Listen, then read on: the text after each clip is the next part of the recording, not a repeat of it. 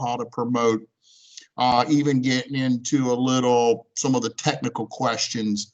What are the top 10 questions we see a lot out in the field, and what are quick ways to fix those problems. So the other big focuses that we've talked about, and we talked about it on the team call, was the need for us to increase our Simrad Prostaff team in our areas where we've got coastal saltwater business and our West Marine locations. We have 245 West Marines in the United States, and in certain locations they are extremely large locations.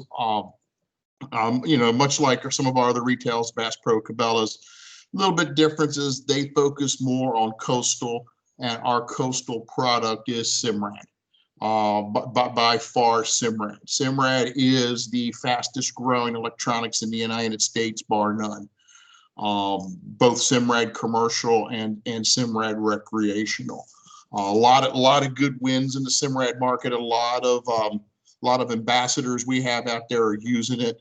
A lot of commercial applications. To give you one in particular, the radar that we're going to be talking about tonight, the U.S. Navy uses our Halo radar on their DDGs and their Navy subs. That's how good that our radar is. Our autopilots have been around for 60 years.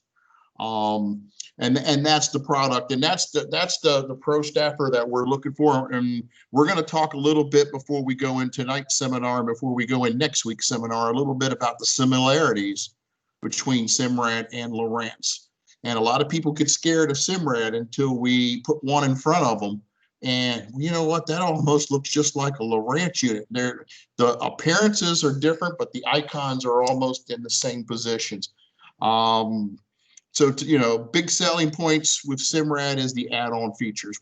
Biggest things we add on to a Simrad pack when they buy a unit other than a transducer is that saltwater guy is more than likely he's going to use radar. And some of these boats, more than likely, they're going to want to run an autopilot setup. They are the two biggest add-ons in the Simrad market. Other than that, it's almost the same as selling a Lowrance. Gets a little tricky when we get into sonars because we're fishing in anywhere from 100, 200 feet of water here in the Gulf of Mexico. I go over to the east part of Florida. I come out of the marina. I'm in 500 to 1,000 feet of water pretty quick. And there's several different through-haul transducers that Simrad can use that, for example, Lowrance cannot. And there's some good websites out there like the Airmar website, because majority of our through-haul transducers are all made by Airmar.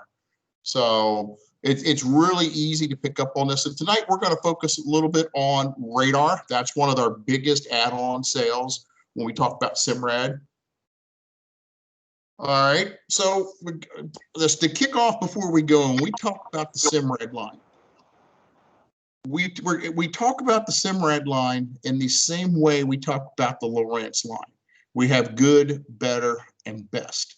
So good would be in the Lowrance line, our hook reveals, which is equivalent to a product that we just came out with in the Simrad world at the end of last year called Simrad Cruise. Okay, it's a non-touch unit. It looks just like an Evo 3, except it's a hell of a lot cheaper. We designed it. It is a GPS with a fully loaded chart, which we know our competition was coming out with a product and only putting a white chart in it. And this runs only one transducer, the original 83-200 little skimmer mount. We did not design this for commercial fishing. We did not design it for through haul. This was the weekend warrior that just wants to take his kids out on the water, or a little pontoon boat where I don't want that big active imaging transducer, but it's got good CMAP in it. So when we get to the Elite TI2, it's a touchscreen. It's not made for networking. There's limited networking. You can do NEMA 2000, but you really can't link, multiple units together. And that's where the Simrad Go comes in. That's the big brother, big sister of the Lowrance TI2. The Simrad Go comes in 5, 7, 9, and 12. The 5s are fading off into the sunset. We sell more Go 9s, which is the guy here in the middle, at West Marine than anywhere in the world. They love that. And for the holiday special, it's going to be $8.99. The Go's are not networkable. We can't link multiple Go units together. However, the Ethernet port on the back of a Go allows us to hook a radar unit up. Radar comes in by Ethernet. One of the tips of the difference between NEMA and Ethernet, NEMA transfers digits, Ethernet transfers images, and that's in Lowrance, Simrad, Garmin, Raymarine. That's networking 101. So if you kind of remember, do I need NEMA or do I need Ethernet? Okay, NEMA transfers digits, Ethernet transfers images. So the Go's are multifunction devices. They're touch only. There's no buttons on them at all. One of the things we're really famous for at Simrad is we love our glass. We try to get the very most out of our glass in the units. And then if you go up to the top of the line with the Lowrance family, you have the HDS Live, comes 7, 9, 12, and 16. We're familiar with that. Somebody make sure you got your everything on. Somebody, I'm getting an echo. Make sure everybody's on mute. All right, here we'll try it again. So,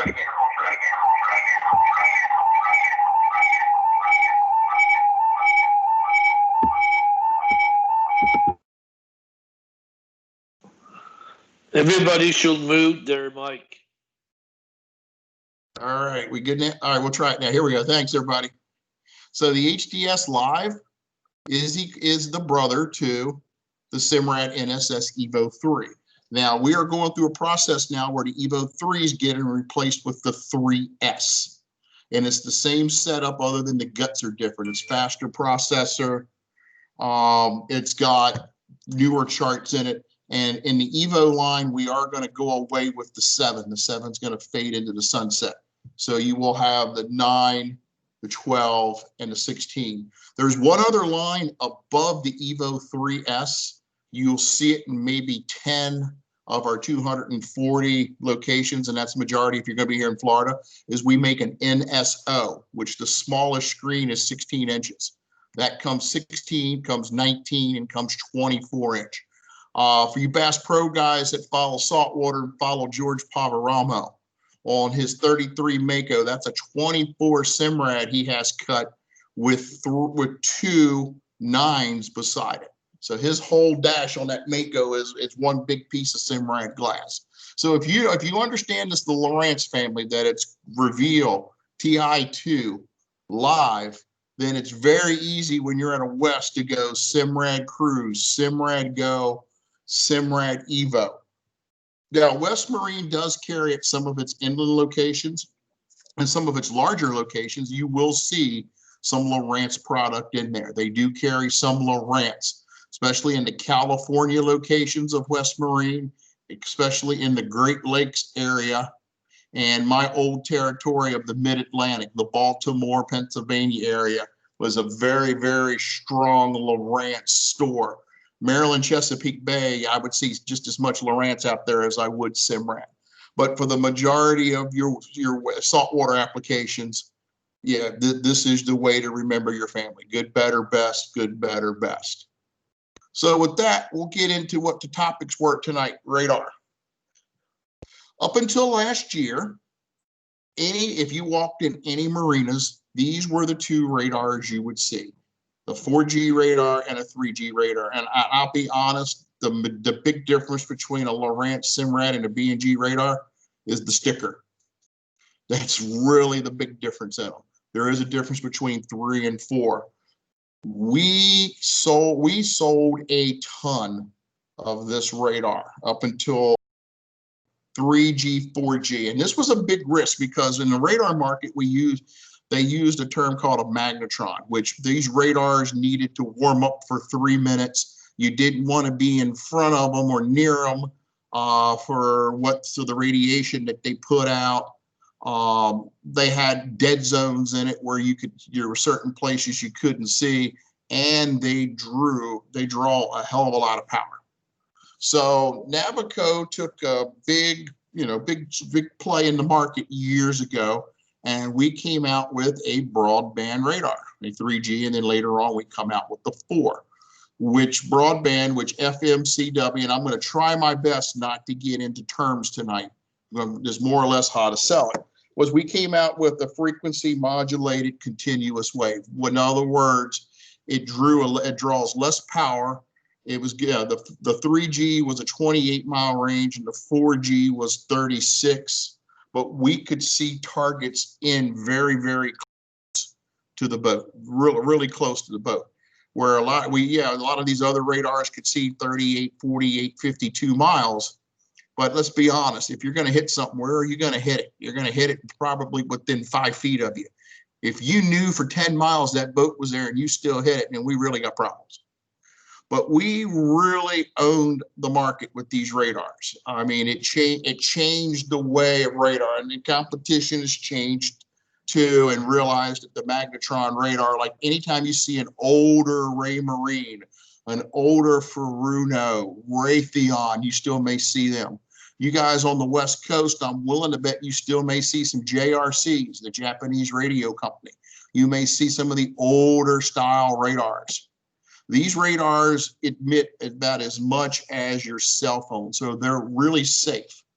So you will see these out on the market. We will still be retrofitting these. We will still have customers that are going to want to replace these with our newer radar. And the new radar that we've come out with is our Halo domes.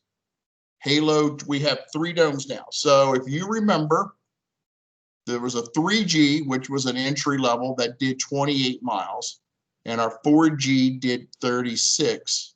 Then the way to remember this is the 20 dome replaces the 3G, and the 20 plus dome replaces the 4. And we do have a 24-inch dome we'll talk about. So the difference in these newer radars is now they're pulse compression, which we are the only one. We own the patents for pulse compression, we meaning Navico. We'll get into a little bit of technical information later. So these are 25-watt domes, which is insane to have in a radar dome. Okay, it is the dome moves at 60 RPMs a minute. That means 1 sweep a second that radar spins. So it's instant on. It comes on as soon as we turn it on. No need to warm up. No need to tune. It's a little bit smaller than what the Halos, what the 3 and the 4G, but it's smaller. It's safer. We talked about the instant on and the speed. So what a pulse compression radar does is when it's looking at a target, the further the target away from the boat is, the slower the radar goes. As the target gets closer, the radar goes faster, up to 60 RPMs a minute. And what that allows the radar to do to crystal clear target with no clutter. And we've got some screenshots in here later on. Simrad radars are the only radars on the market that can do dual range. We can have 2 radar screens, even though we only have 1 radar dome. We can have 2 radar screens on at the same time. And I got some pictures of that later on, where I could zoom the radar into a couple 100 feet on the left side. And that way I could see a mooring ball, crab pot, something floating in the water really close to the boat. And then I could see anywhere 10 to 20 miles away from me. So if I'm coming out of a marina, going out or coming into a harbor, I can see way out in front. Velocity tracks movement on the screen. So if a target is moving toward me, that target will turn yellow. And if that target is moving away from me, it turns red. And velocity track works by using Doppler, where we know one of our competition, they use Doppler for everything. We only use Doppler to track a moving target.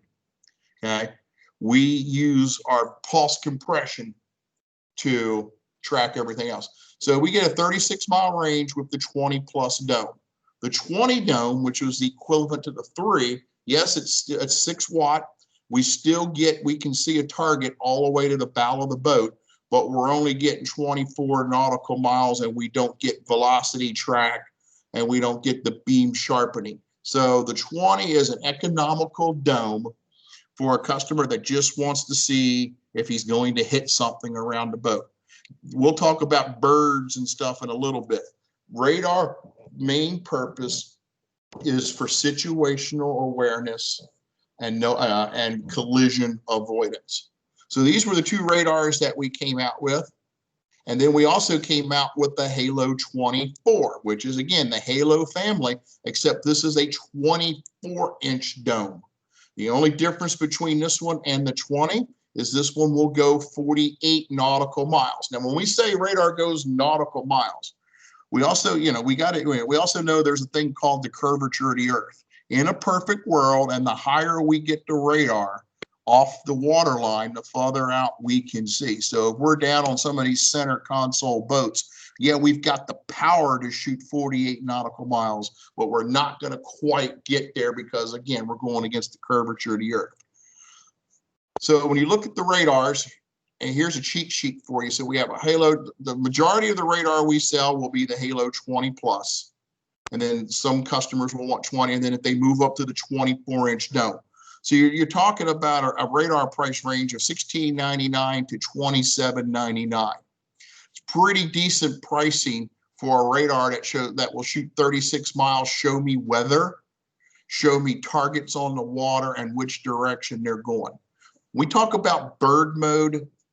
People are offshore fishing guys love to use radar to find birds. A dome radar really is not going to see birds that well. There is a bird mode, but it just doesn't quite have the power to see it. Our open array radars, which we're going to talk about next, is where our guys, and when I say they're looking for birds, they're looking for diving birds because they're seeing birds break on bait. They want to run, it's called running and gunning, and they want to get out there to, see if there's fish. So this is a cheat sheet. We are, Steph, are we recording? Yes, we are.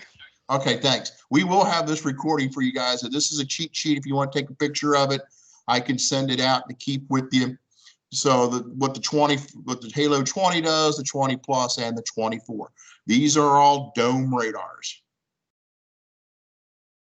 Okay, we get into the Halo open array. This is where we got into the same thing. It's pulse compression, but these are open array radars. They come in a 3-foot, a 4-foot, and a 6-foot. You can see they're still a little pricier, but a 4-foot open array 6kW radar is about $10,000. And remember, the secret to broadband pulse compression is we're running less power, but getting better range.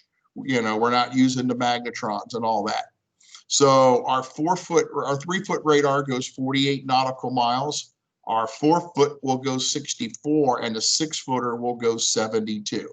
This is for the serious offshore fishermen and commercial applications. Commercial applications, depending upon what regulations they have to follow, the majority of a commercial vessel, I'm not talking about a commercial charter boat fisherman, I'm talking like a workboat, a tugboat.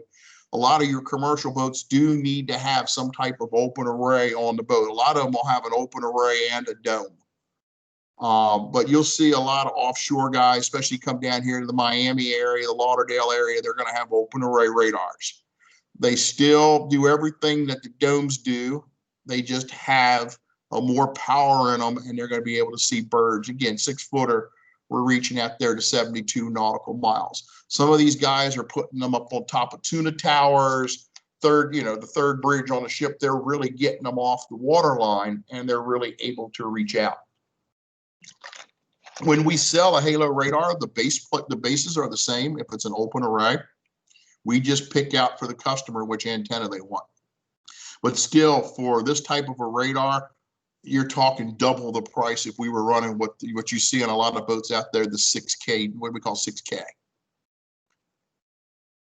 And I'm not going to get too much into technical, but you can see where 6K radar comes in. There's where our 3 and 4G, and then our Halo pulse compressions, we're getting just as far as these guys can in some of those 6kWs, and a lot safer radar. And that's the key. It's a lot safer as to what it emits. I can stand in front of it. Not that I really want to, but I can stand in front of these radars. I can lay on top of them if I want. Where in the older days, we didn't want to be nowhere near that radar when it was running.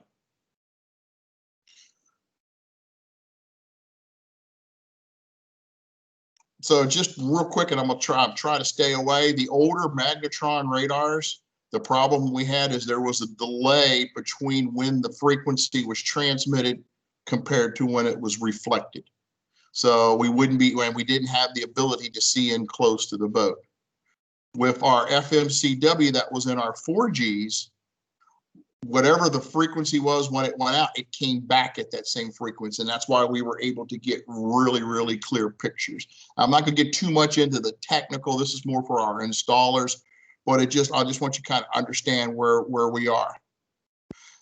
With our Halo is we're sending out burst. We're sending out in increments of 6. It's almost like a chirp sonar transducer.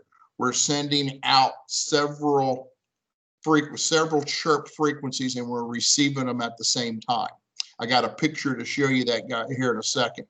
2 notes to make here is Navico has patents on the pulse compression radar and the part that we have the no extra burst. That is a Navico patent. That's one advantage that we have over the radar market right now. That's why you see a lot of people moving towards Simrad radar for the safety, for the target separation. Again, this is a patent that we have. So when we talk about those chirps, here's a good picture. So if you look over here to the left, the first pulse shoots this tiny little piece. The next piece, it does not shoot that center, it shoots this bigger piece.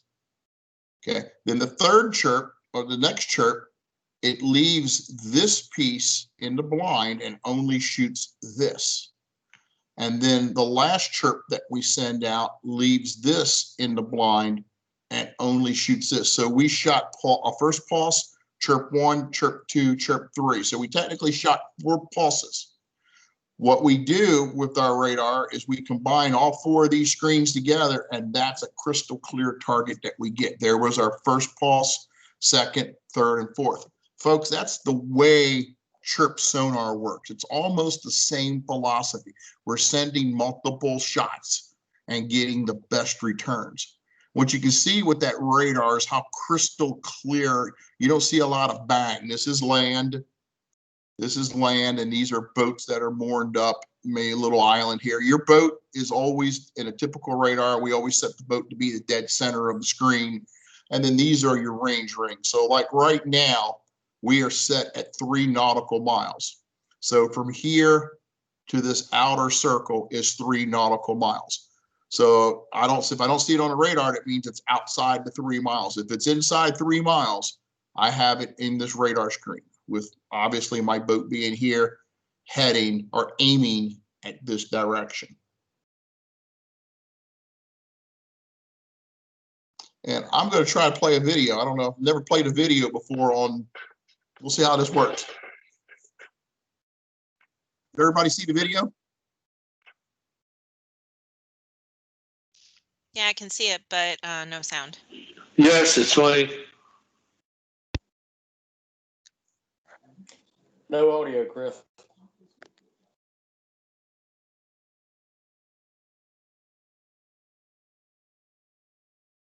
No sound.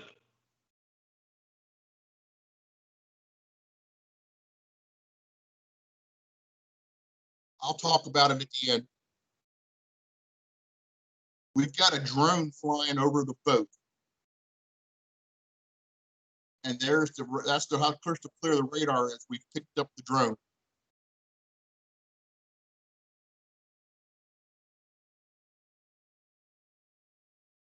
This is chart overlay, where we overlay a radar on top of the chart and run one screen instead of a split screen if we didn't want to. So obviously we didn't get sound on that, but basically over the boat, what Stu's talking about is how crystal clear and sensitive this radar is. They are flying a drone, and the radar has picked it up on both screens.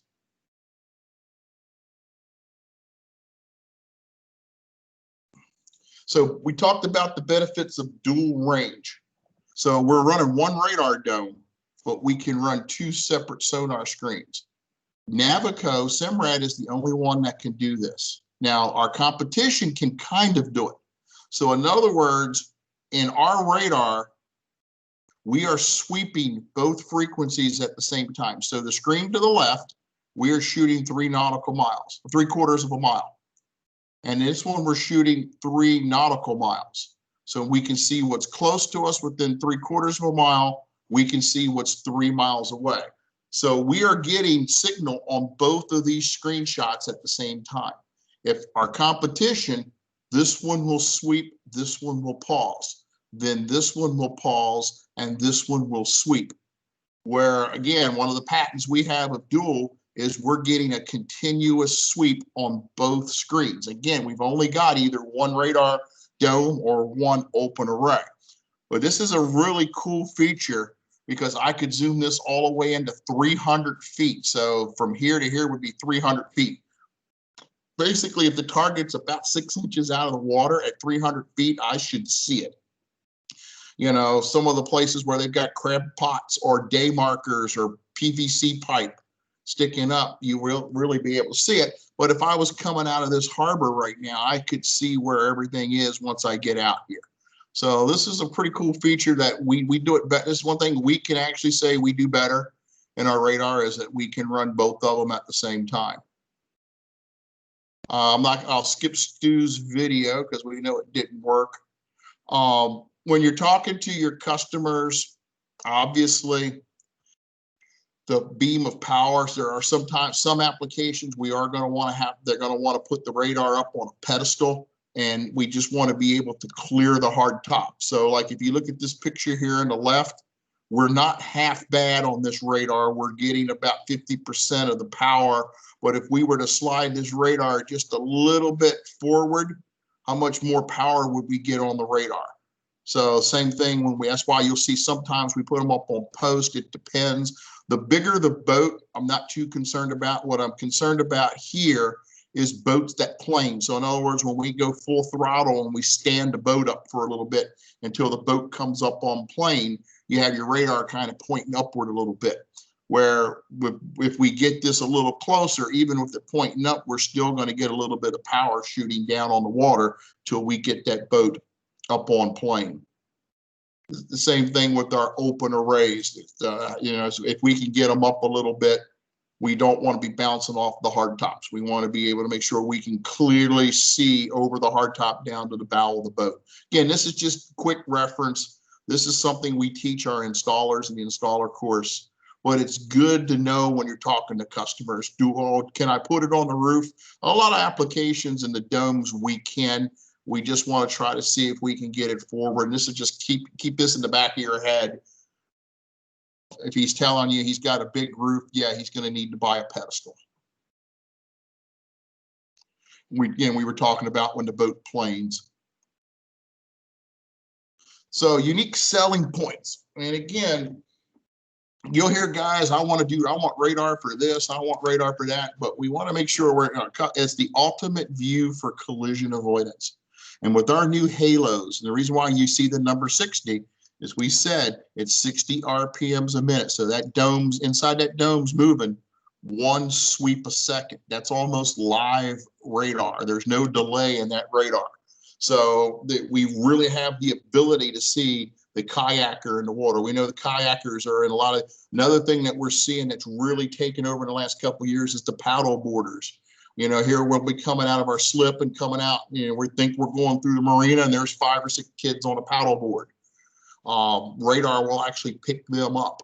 So we're really good. It's the best for collision avoidance. And that was why the US Navy wanted our radar. Yes, they still use their big radar dome, their radar open arrays and all the secret squirrel stuff they've got. But when they're coming into these harbors and marinas, they actually go up and snap our Halo 24 dome down and put our Halo up there for collision avoidance. You know, they're coming into harbors and marinas that they haven't come in before in a while. You know, it's pretty cool to see a Navy sub with a Simrad radar dome on the con tower.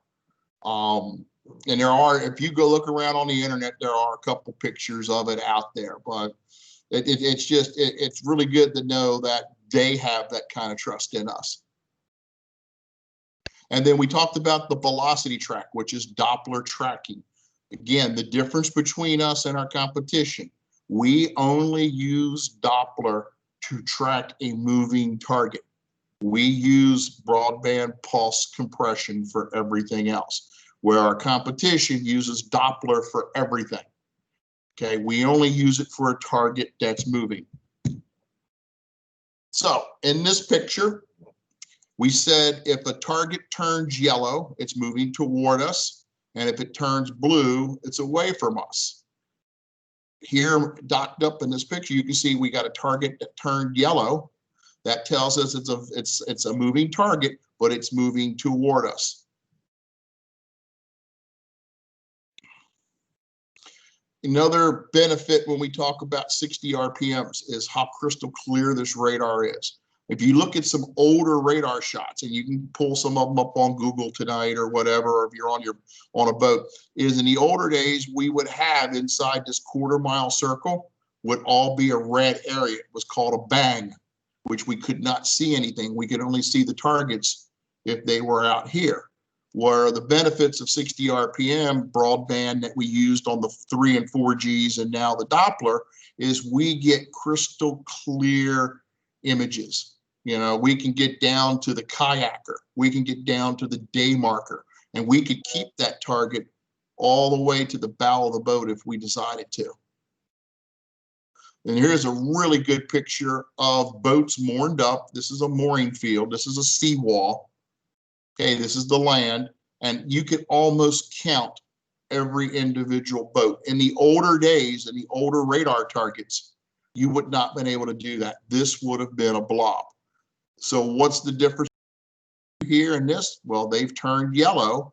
That means that's a target and they're moving toward us. Okay. Now, another little trick on radar. The closer you get to the target, if the target starts to get longer, that means the target is more off the surface. If it stays more of a smaller target as you get close to her, it's something that's laying down. Okay, so if I get closer to this, so if I was to zoom this radar into 300 feet and that target right there would continue to have a little length to it, more than likely I'm pulling up to a day marker or a pole in the water, and that's how I'm going to tell that it's up above the water a little bit more. But just really crystal clear images. I say this in all the trainings that I do. I challenge anybody to take our radar and go look at somebody else's. We really have outstanding images. If you look here, you can touch the screen, these four icons right here, and you can change the modes of the radar. You can change the gain. I tell everybody with the Simrad radar, do what we do with our fish finders and our sonar. If there is an automatic setting, leave it there. Automatic was your best friend because it's going to make some decisions for itself.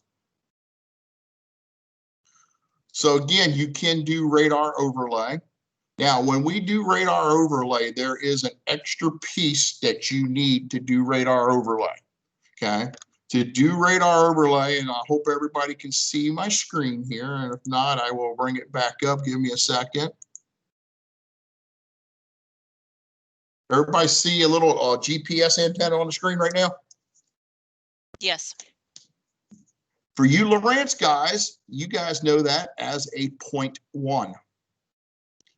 Because we have to give everything a different name in Simrad, and I'm kind of being funny there. We call it a GS25. It's the same thing as a 0.1. It's a heading sensor. Okay. If a customer's going to buy radar, and we do sell radar bundles where we sell the radar and a unit combined, always talk them in to this antenna. Okay. What this does is, in order for us to do that radar overlay, I have to have a heading sensor. And what this heading sensor does, it shows me my heading, and it's good for my heads up display. The same thing we would use it for in the Lowrance world. 0.1, we're using it for heading. We're using it for our heads up. We use it when we're trying to line up and drift fish. That's the same thing we would use this for. Next week in the autopilots, we're going to talk about another compass that we use for autopilot setup. And that would be a good one too. The difference is that's $600. So for $249, and to hook this up for you Lowrance guys, what do we need to hook up a 0.1? We got to sell something else. What is it? NEMA 2000. NEMA 2000, absolutely. Same thing here. Got to sell my NEMA backbone kit. This goes on the NEMA. So when we do radar bundles and you're talking to a customer, this is an add-on sale. We're not trying to add on a sale to them. We can't do radar overlay without this. So when I say we can't do radar overlay, and I'm going back to my screen here. Everybody see the radar screen? Yes. Okay.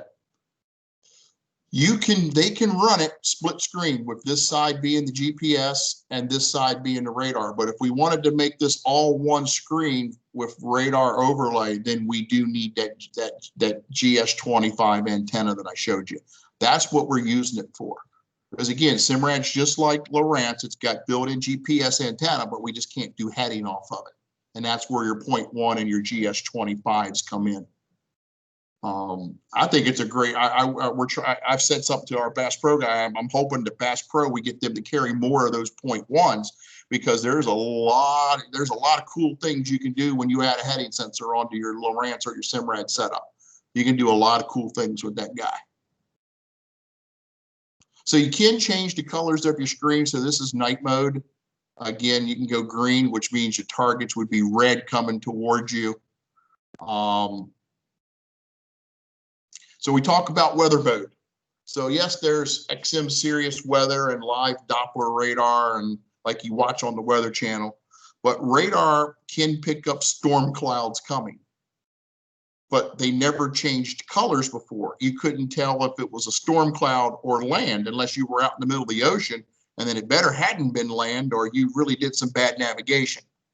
Now, since we use velocity track, we said anything yellow is moving toward us. This is a storm moving toward us, right dead toward us. Because if this was red, it would be land or target not moving. And if it turned all blue, we knew it would be a storm, it would be going the other direction. So see, you got some yellows and some blues because you got some storm clouds that are swirling around.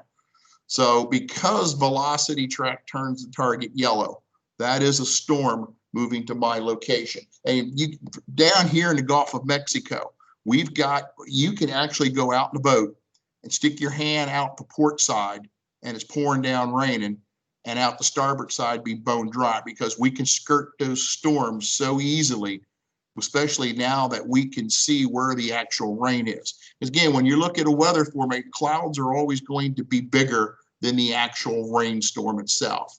You're going to have clouds for miles. So if I know that the rain is confined to within here, and I kind of see that this is moving at this angle, if I here, I can skirt this storm and I still may be able to get out there and save the day and do some fishing, where if I didn't know that and I seen the storm, I'm turning around and coming back. So again, also we see there's two boats in this picture too. That's how good the velocity track is. So there's the radar picture. There's the boat. There's the storm coming. That's this boat. And there's the storm clouds. I'm sorry, wrong way. Yeah, that's it. That's the storm. That's the boat. And that's the storm clouds taking on. That's the same shot we saw there. So it really is the best situational awareness that's out there. And again, when we show these screenshots, and these screenshots are all available. I think you guys have access to them in your NOAA courses, but I mean, I'll be willing, again, this is being recorded. You can use this at any time. You show your customers this screenshot. Why do I want your radar over someone else's? Here's why. And then you can't hook up a radar unless you have our Simrad Either Go or Evo 3.3S. So really cool pictures here. And again, you can still see with the storm, this is a nasty storm cloud right here, but we still see there's a boat behind that storm sitting off out there.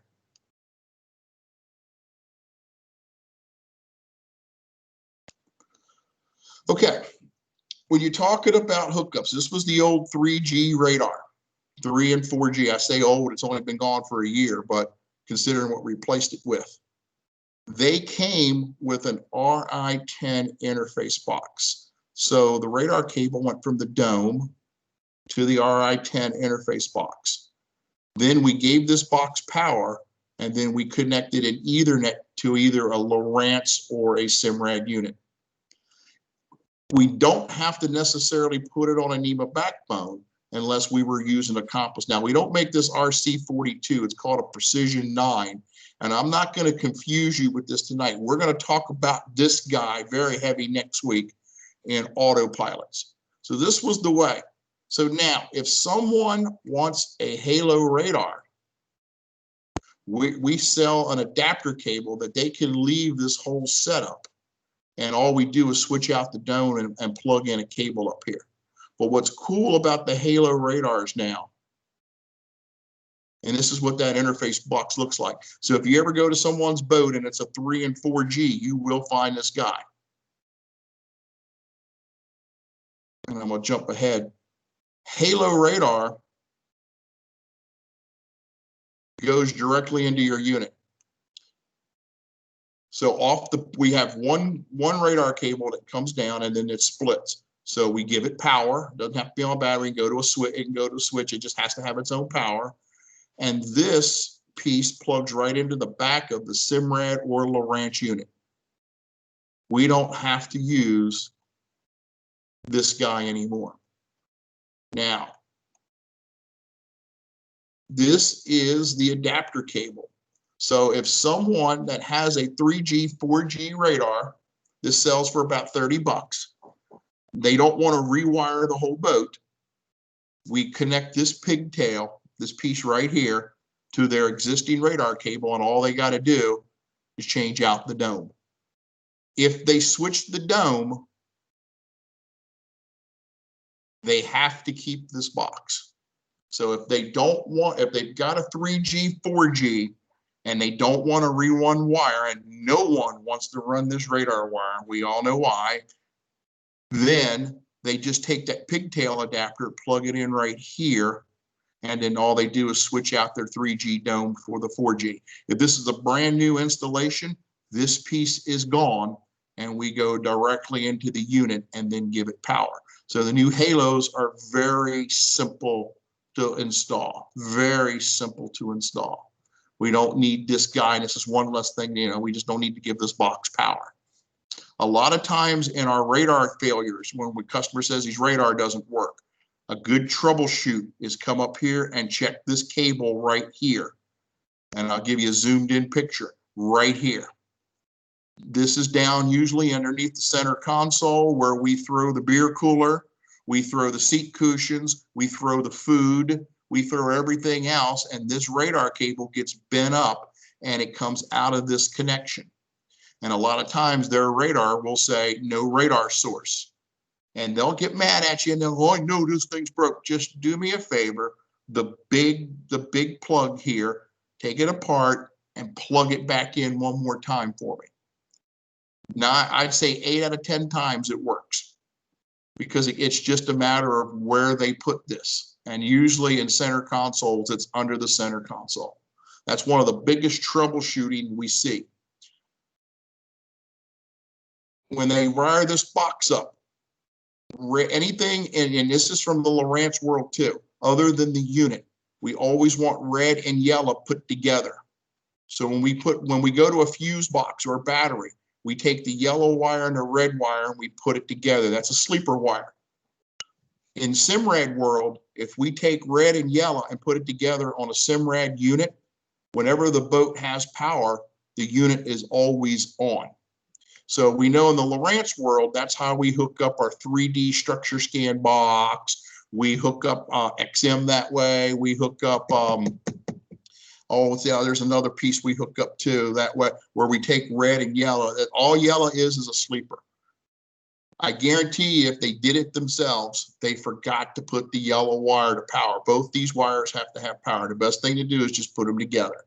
But again, in the newer radars, you won't see this box anymore. So if you go to a West Marine and you sell a Halo 20 or 24 You won't, this box doesn't exist. I just want you guys to be familiar with it, because you're going to find customers that have 3G, 4G, and you're going to have a customer come up to you and say, my radar is not working. And you can see why. A lot of times this is that plug I was telling you about comes undone. 8 out of 10 times, I'd stretch it to 8 out of 10 times, we go play with this plug, miraculously the radar comes back on. One thing when we get to open array radars is, because of the power, they have to have an RI interface box, and it's called an RI-12. It comes with the kit. There's so much power, we can't bypass this box. So again, the radar cable comes down, goes into this box. We can run it to NEMA 2000 if we're going to share it to other units, but then we run an Ethernet cable to the Simrad unit. And again, it's just because of the power that open array radars use. Okay, in that kit, so we said the base plate, you pick the size antenna, there's the RI-12 interface, and then you get this little pigtail adapter. It's called an RJ45. When you get into these type of radars and you get a little, don't get concerned. You can always call myself. You can always call me. If you have any questions on this, or if you are in a territory where you work closely with your Navico territory manager, they'll talk you through this. Don't let open array scare you. And again, the majority of the radars you're going to sell at West Marine are going to be the domes. They're going to be the domes. It's the most economical. It's the safest radar out there. They're getting the best collision avoidance with the dome. This is the serious offshore guy. And when you get to that customer, you're going to have help. You're not out there alone. We'll help you with that. On the back of the halos, the new ones, there's a red light. If you look at the back of the radar dome, you'll see a light.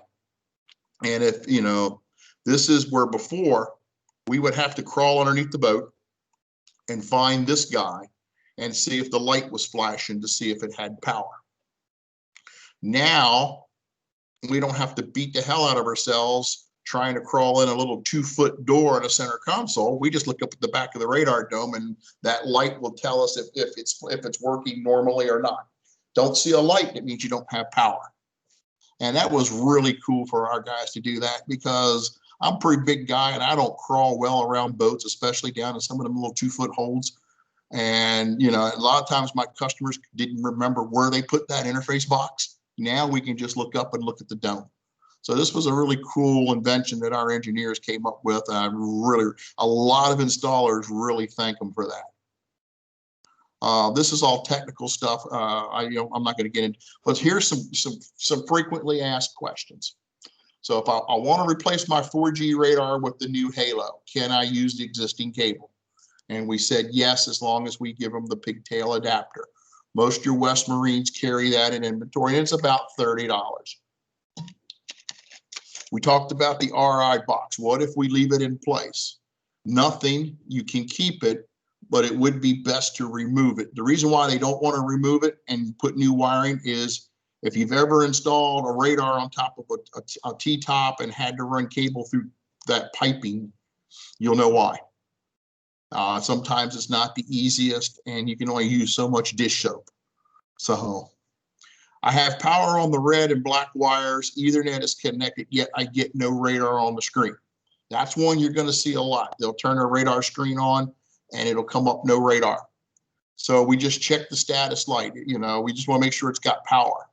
A lot of times it's the batteries on the boat. Again, if they're less than 9 volt, that radar will not run. Some of these guys, when they turn their boat, when they turn the motor on, the alternator kicks out, they get up to 13.2, 13.3. Yeah, they're great. But when they've got the batteries turned down, if they're working a house battery or they're working a dual purpose, they start to drop that voltage down, and she's not going to run. So that is, I wanted to go through just some of the cool selling points on this radar.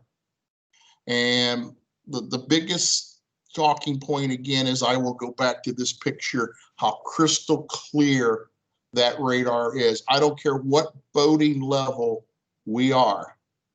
If we know this is us in the center, it's very easy to distinct that these are targets in the water. It's very easy to see this is a seawall. There's my entrance. There's an entrance in.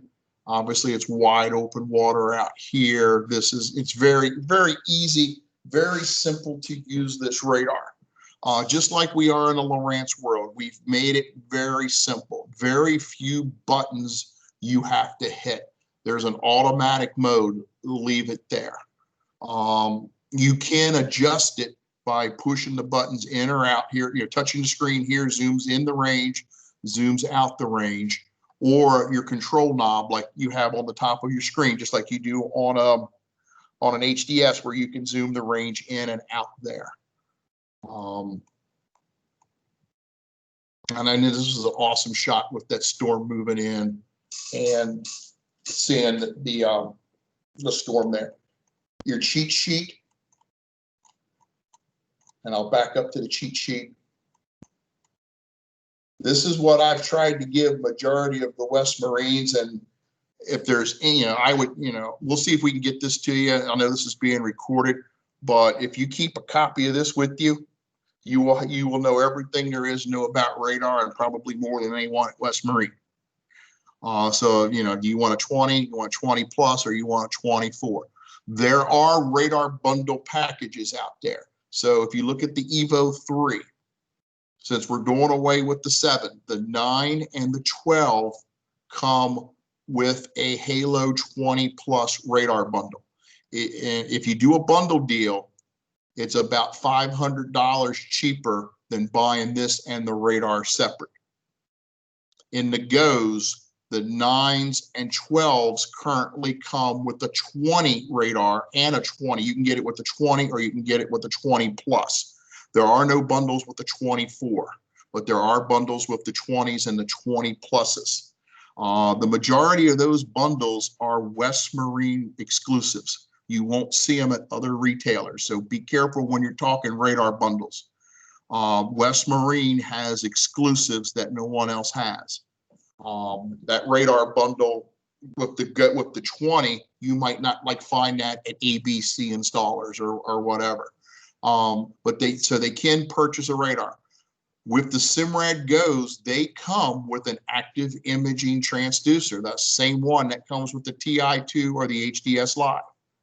The Simrad Evos do not come with a transducer. Now, can they run HDS? They can run active imaging, but they can run any of the 50-some Airmar transducers.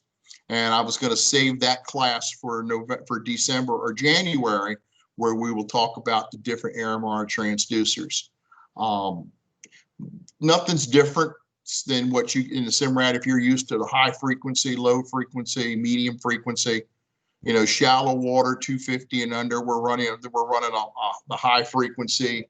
Medium for the guy that runs anywhere up to 800 to 1,000, and then anything over that, we get into the lows.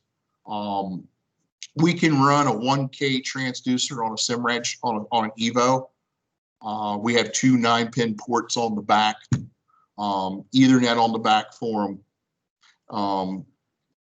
Pretty much you can do anything with an Evo. The Go, much like the Elite TI, you are restricted, but you can run radar. Like I said, there is a radar bundles that come with them. They can run the 20 plus. They actually can run the 24 too. So with that, I'm going to go ahead and pause there. And if I'll go ahead and take any questions that you guys have on so far. This is part 1 of 2 sessions, selling Simrad. So we talked a little bit about the product, and we talked about radar. Next week, we'll talk about the product some more and get into autopilot. So is there any questions that anybody has on the radar topics?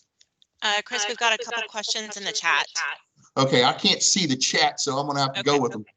I can tell you. Okay, so Rob Jasper asked, would it turn yellow if it was sitting still, but we are moving towards the target? If it changes direction in any way that changes the distance between me and that target, it will be yellow. Okay, so if I'm running outbound, I'm running west, and that target's running west, it's not a threat. So it will stay, it will blue or maybe red because we're both holding the same vector. But if anything changes in the gap between me and that vessel, yes, it would change colors. And he also asked, will the GS25 work on Lowrance, and will the .1 work on Simrad? Yeah, it does. We've been desperate before, and you know, you'd be surprised what you can do with a piece of white medical tape. And Brian Wojciechowski, I'm so sorry, Brian, if I botched your last name, but I think I may have said it correctly. He asked, if I remember, the velocity track is an additional fee that needs to be unlocked. Is that correct? Not any longer. In the older Halos, it did. In the older open array, it did. In every Halo dome and open array now, it does not. And those are all the questions that we had in the chat. So if anyone else has questions, you can either raise your hand or unmute and ask.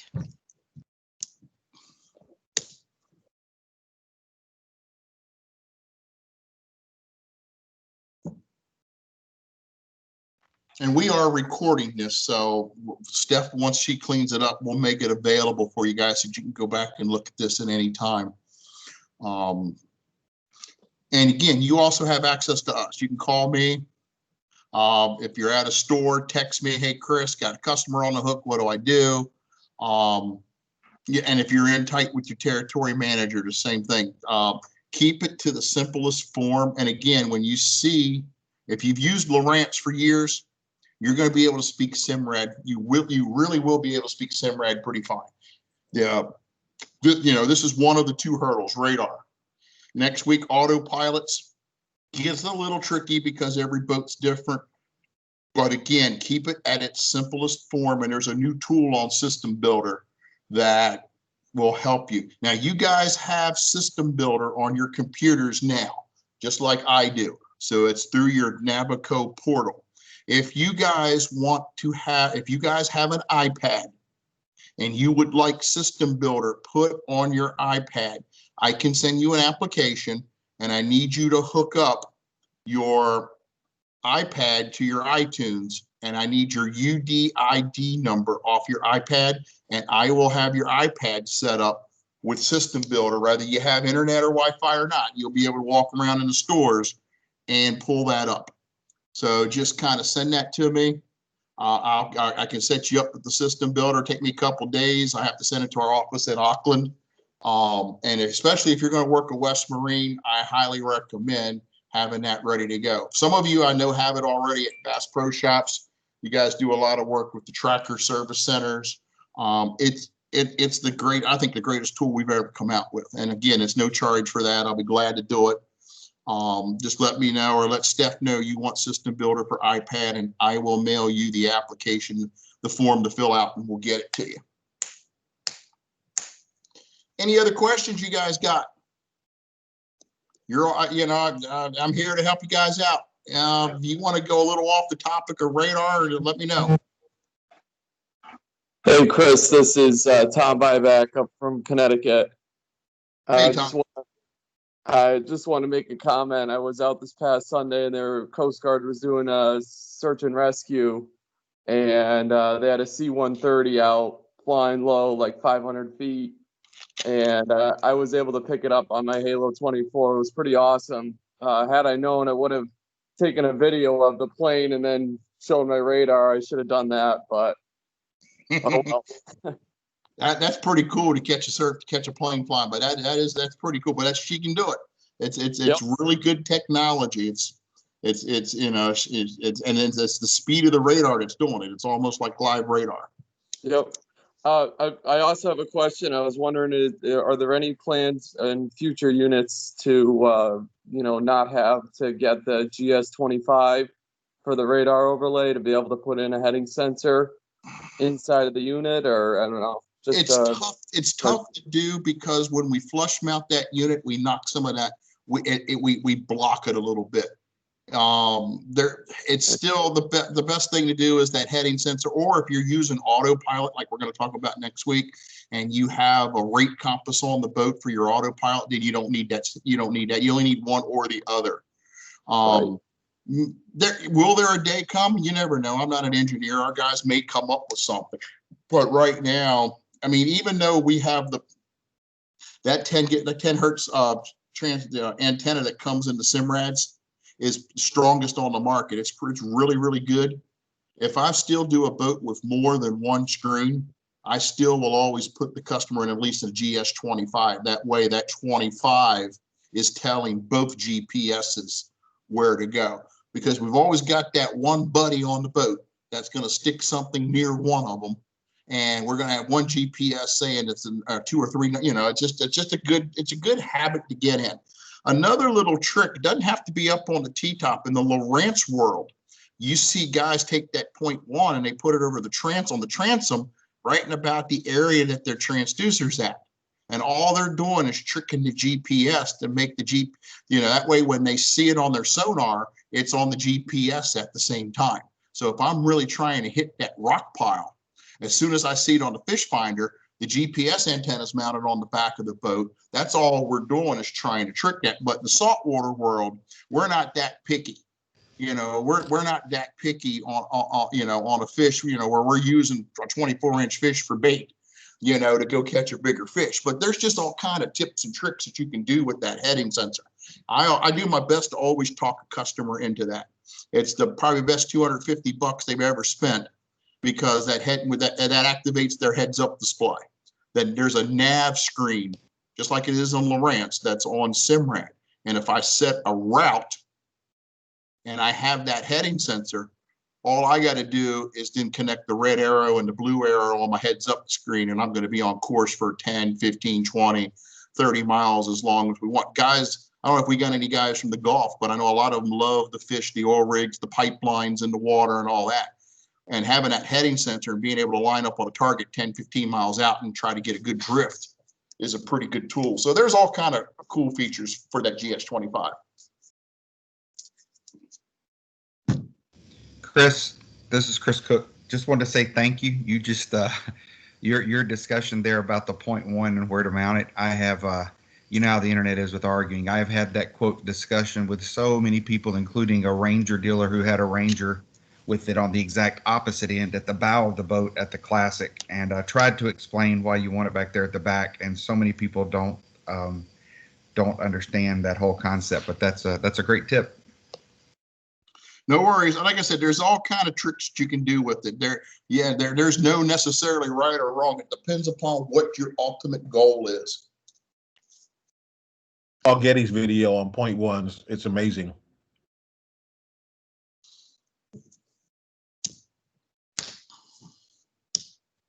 All right. Watch Paul Getty's video on the 0.1. It's amazing. It's on YouTube. Yeah, he does a good job with it for sure. All right. All right, Chris. Well, I appreciate it, man. Thanks for your time tonight. No worries, guys. Any other last questions? How are we doing on time? Are we a little over? Just about 5 minutes or so. Just Not about bad. 5. Yeah, I know it's getting. All right. We'll go around one more time. Any last questions? Going once. Chris. Hey, Chris, can you hear me? Yeah, I got you. Hey, have you heard anything of when the fish mapping is going to be released? Not really. Okay. Not that I want to go public with. I've heard some dates being floated. I heard the software is in its final stages of being ready. Well, I'm still getting questions at the West stores. Yeah, I hear we're close on the software. I know we're coming up on the date that we thought. But I don't know. Again, how things have been thrown off with COVID, I don't know. Gotcha. Give me a call tomorrow sometime when you got a chance. No worries. I'll be on the road. Yeah, I'll be out on the road all day tomorrow, getting in my visits before this tropical storm hits. All right. So, hey, everybody, thanks for the time tonight. Thanks for being on the call. Like I said, we really are looking to boost our saltwater team a little bit. We really want to get some more guys into West Marines. And this is a step, but we're going to get into like these next couple are going to be Simrad focused. And don't break, we're going to go right back into some more La Ranch training, especially next month. And the month after, we'll get back into some more La Ranch training. And we'll try to have a topic a month. But right now, I'm looking to really add to the Simrad West Marine side. So when you guys are ready and you feel like you want to go hit some of these stores, let Steph know and we will get you out there. And with that, guys, have a good evening and enjoy your time. Stay safe out there. And thanks for joining us tonight. Thanks, everybody. Thanks, guys. Bye. Thanks.